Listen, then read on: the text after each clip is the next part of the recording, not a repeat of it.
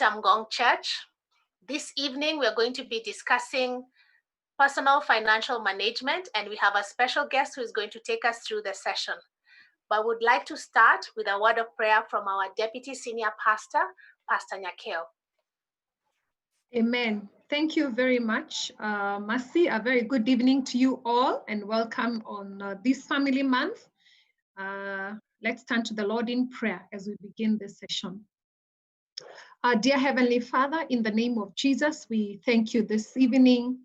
We thank you for gathering us in your name, even as we listen to our speaker this evening, because it's your desire that we grow in all ways, that we prosper in all ways, even in accordance to your word.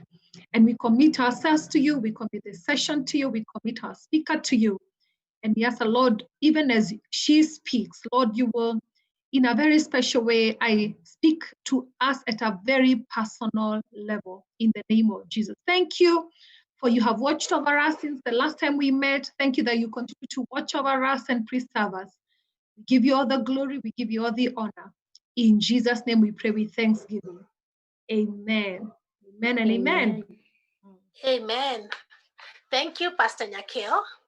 So we're going to put on us, without much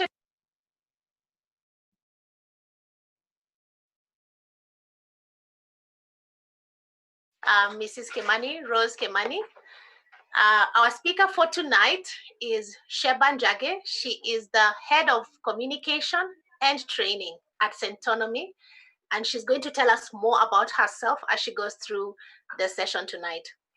I would encourage us as we go through the session this evening that we subscribe to the channel, and we also use the chat options to give us feedback and also share your questions with us. Anything you may not understand, she's going to be able to respond. And all of us here as a team, we're going to be able to respond to any queries that you may have. Thank you and enjoy the session. Sheba, please welcome. Great. Good evening, Sitamgong. Thank you, everybody, and you're most welcome to this session. I'm excited to be part of this conversation where we are talking about how we can manage our personal finances. I hear it's family week, and it's just a really important thing to be able to, as a family, as a household, as an individual, to be able to, thank you, everybody, and be introspective, even when it comes to matters to do with wealth creation and managing our resources. Where my name is Sheba Njagi, and how we can manage our host has just our personal finances. The head of training and communications at Centonomy. I'm also born again, and I love Jesus Christ. Just a really important thing to be able to, as a family, as a household, as an enjoy running businesses that actually serve the mission that has be introspective, that God has given even when it comes to matters. And most importantly, I believe that my mission at the moment, or in this season of my life, is to share with you, to share with my friends, my colleagues, my family, so that we are able to be in a space where we can thrive when it comes to managing our resources. More than that, at the moment today, we talk about money, but then also what we are going to realize is as we manage our resources, our financial resources, it's really our time. It requires our time. It also requires our energy.